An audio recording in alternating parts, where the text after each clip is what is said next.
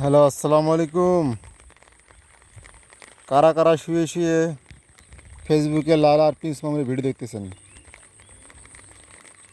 ভাই আপনাদের এত ধৈর্য ভাই, এই লাল আর প্রিন্সের মামুনের যে ভিডিও দেখা ধৈর্য এত আপনাদের ভাই, এই এক হিরো আলমের জন্যে ভাই এই সোশ্যাল মিডিয়াটা আমার একটা অতিষ্ঠ হয়ে গেছে। আরে এখন শুরু হয়েছে এই যে লাল আর মামুনের, হ্যাঁ? আরে সোশ্যাল মিডিয়ার কিছু পায়নি তাই না? কি যে ভাই একটা যন্ত্রণার মধ্যে আসি রে ভাই। ভাই দোহাই লাগে ভাই, এই লায়লা মামুনের ভিডিও দেখা বাদ দিয়া এই ঘুম থেকে উঠিয়া এই বৃষ্টির দিনে এই সকালবেলায় এই যারা বাড়ির আশেপাশে এমন জায়গা আছে ভাই একটু হাঁটি বেড়ে আসেন ভাই। ভাই নিশ্চয় ভালো লাগবে ভাই, নিশ্চয় নিশ্চয়।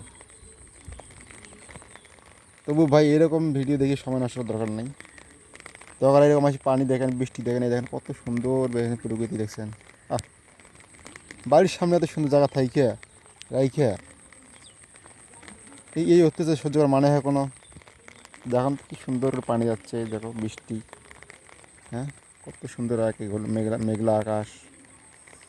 দেখছেন দেখছেন কারবারটা কত সুন্দর লাগে না? দেখেন তো, হ্যাঁ, দেখেন কত সুন্দর লাগে না? দেখেন সুন্দর বৃষ্টি আর টিপ টিপ বৃষ্টি হচ্ছে, সারা রাত বৃষ্টি হচ্ছে। আর এই মোবাইলটা ভাই খুললেই ওই প্রিন্স মামুন, ওই লায়লা এর টক শো, জিজ্ঞাসাবাদ, ভিডিও, আলাপচারিতা, আরও ভাই কি অতিষ্ঠ হয়ে গেলাম আমি। আর ভাল লাগে না, হ্যাঁ।